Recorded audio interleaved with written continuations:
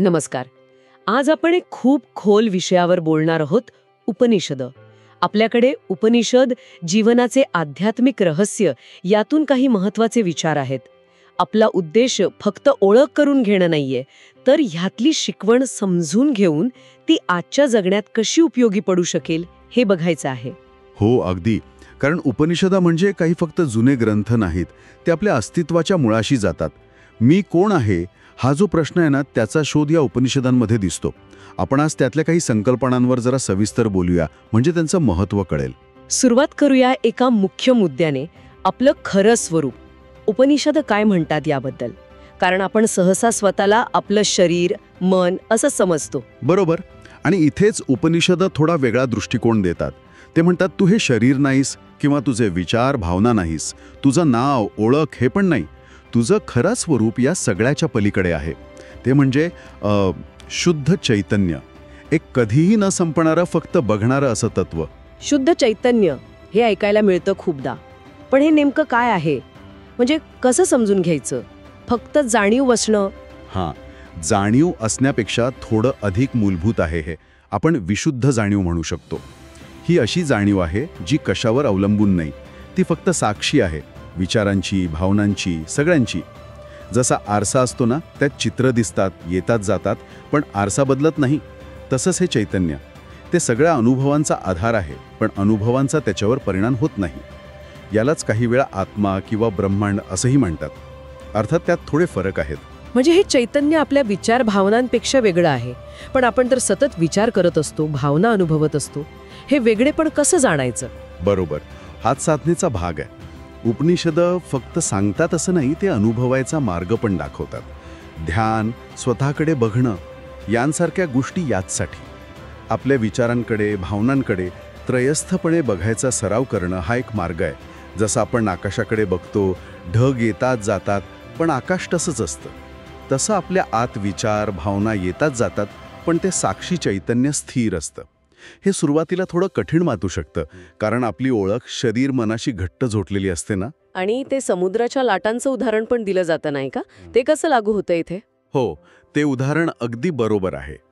समुद्रावर लाटा येतात, खेळतात आणि परत समुद्रात मिसळून जातात. प्रत्येक लाटेला एक तात्पुरता आकार, ओळख असते, पण त्यांचं मूळ काय? तर समुद्र.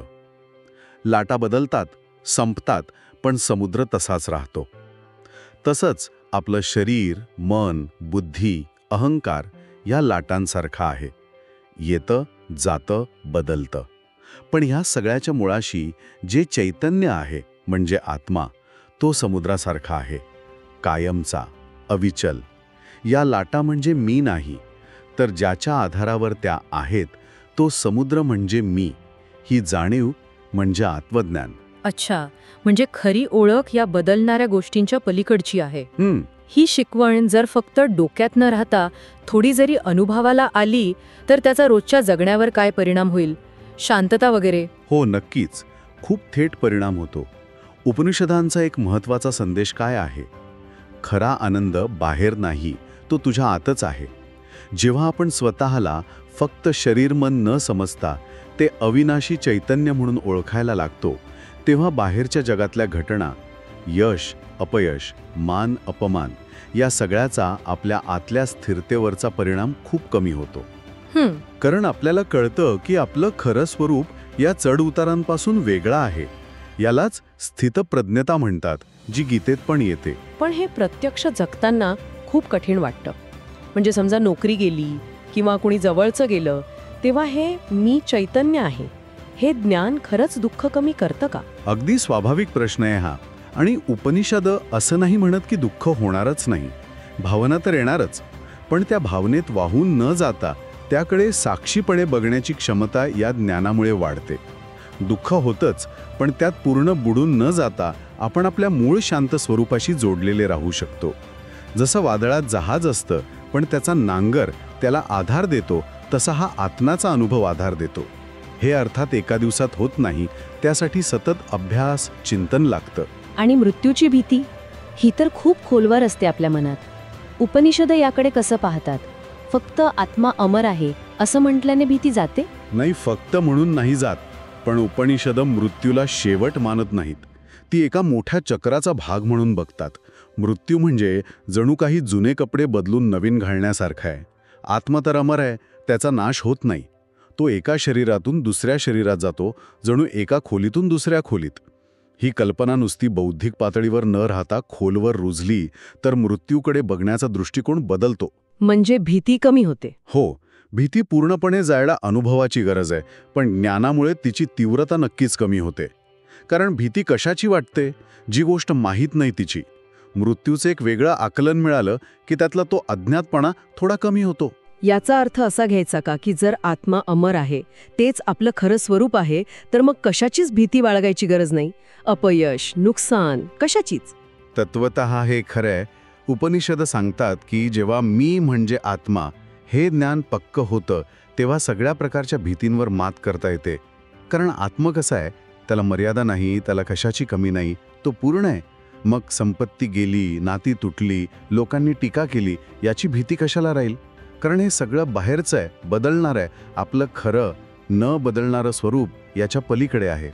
अर्थात हे म्हणणं सोपं आहे, प्रत्यक्षात आणणं कठीण. पण ही दिशा आहे, ही जी निर्भयता आहे ना, ती काही फक्त धाडस नाही, तर खोल समजुतीतून आलेली शांतता आहे. आणि याच समजुतीचा परिणाम आपल्या इतरांशी असलेल्या वागण्यावर कसा होतो? म्हणजे जर मी वेगळा नाही, तर इतर पण वेगळे नाहीत. अगदी. हा खूप महत्त्वाचा मुद्दा आहे.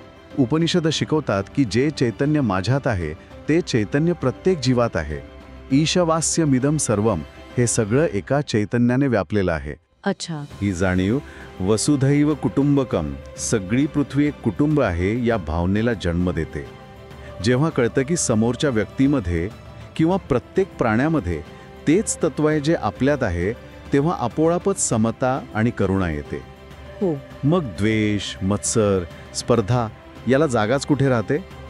इतरांना दुःख देणं म्हणजे आपल्याच एका रूपाला दुःख देण्यासारखं आहे असं वाटायला लागतं. या संदर्भात एक गुरु शिष्याची कथा आहे ना आपल्या स्रोतामध्ये, ती काय आहे नक्की? ती या एकत्वाच्या भावनेबद्दल काय सांगते? हो, एक छान कथा आहे. एक शिष्य असतो, खूप जिज्ञासू. तो गुरूंना विचारतो, गुरुदेव सगळे म्हणतात देव आहे, परमात्मा आहे, पण तो आहे कुठे? मी इतके दिवस शोधतोय, मला तर दिसत नाही. मग गुरु काय सांगतात? कुठल्या मंदिरात किंवा तीर्थक्षेत्री जायला सांगतात का? नाही. गुरु हसतात आणि म्हणतात, अरे बाळा, तो तर तुझ्या अगदी जवळ आहे, इतका जवळ की तुला तो वेगळा ओळखताच येत नाहीये. शिष्य अर्थातच गोंधळतो. मग गुरु उदाहरण देतात. ते म्हणतात, बघ, जशी लाकडात आग असते पण दिसत नाही, 2 लाकडं घासली की ती दिसते. किंवा दुधात तूप असतं पण घुसळल्यावर वर येतं. तसंच परमात्मा किंवा ते चैतन्य तत्व प्रत्येक जीवाच्या हृदयात आहेच. ते बाहेर कुठे शोधायची गोष्ट नाहीये. म्हणजे देव बाहेर नसून आपल्या आतच आहे असं म्हणायचंय त्यांना. अगदी. गुरु पुढे सांगतात, जशी वीज तारांमधून जाते, दिसत नाही, पण दिव्यातून प्रकट होते तेव्हा कळते, तसंच ते चैतन्य सगळीकडे आहे, पण ते प्रत्येक जीवातून व्यक्त होतंय. तुला फक्त तुझ्या आत बघून ते ओळखायचं आहे. बाहेर शोधण्यात वेळ घालवू नकोस. म्हणजे या कथेचा मुख्य संदेश काय? आत्म्याच्या शोधासाठी काय दिशा मिळते? याचा गाभा हाच आहे की अंतिम सत्य किंवा परमात्मा आपल्यापासून वेगळा किंवा दूर नाहीये. तो आपल्या अस्तित्वाचाच आधार आहे. शोध बाहेर नाही, आत करायचा आहे. साधना, ध्यान, चिंतन हे मार्ग त्यासाठीच आहेत. आपल्या आत डोकावून त्या लपलेल्या तत्वाला जाग करण्यासाठी, ओळखण्यासाठी. आत्मज्ञान आणि ईश्वरज्ञान हे वेगळं नाहीये, हेच यातून कळतं. आणि हेच एकत्व, आपल्यातला आत्मा आणि बाहेरचं वैश्विक चैतन्य, हे उपनिषदांमधल्या एका प्रसिद्ध वाक्यातून व्यक्त होतं ना? ते कोणतं वाक्य? हो, ते महावाक्य म्हणजे तत्वमसी, छांदोग्य उपनिषदातलं आहे. तत्वम असी, या 3 शब्दांमध्ये काय अर्थ आहे? तत् म्हणजे ते, म्हणजे परब्रह्म, अंतिम सत्य, विश्वाचा आधार असलेलं ते शुद्ध चैतन्य. त्वम म्हणजे तू, म्हणजे जो ऐकतोय, जो साधक आहे, त्या व्यक्तीचा खरा आत्मा, ते साक्षी चैतन्य. आणि असी म्हणजे आहेस. तर तत्वमसीचा सरळ अर्थ होतो, तूच ते आहेस. बाप रे. म्हणजे तुझं जे खरं मूळ स्वरूप आहे ते त्या परब्रह्मापेक्षा वेगळं नाहीये. तू स्वतःच ते अंतिम सत्य आहेस. तूच ते आहेस हे ऐकायलाच किती म्हणजे विलक्षण वाटतं. आपण तर स्वतःला एक लहानशी व्यक्ती समजतो, या वाक्याचं महत्त्व काय आहे साधनेमध्ये? याचं महत्त्व प्रचंड आहे. ही फक्त एक माहिती नाहीये, हा एक साक्षात्कार आहे, एक अनुभव आहे. मी म्हणजे हे नाव रूपाचं जन्ममृत्यू असणारं शरीर मन नाही, तर मी म्हणजे तेच अनंत अविनाशी सच्चिदानंद स्वरूप परब्रह्म आहे. ही जाणीव होणं हेच आयुष्याचं अंतिम ध्येय मानलं जातं. यालाच मोक्ष किंवा आत्मज्ञान म्हणतात.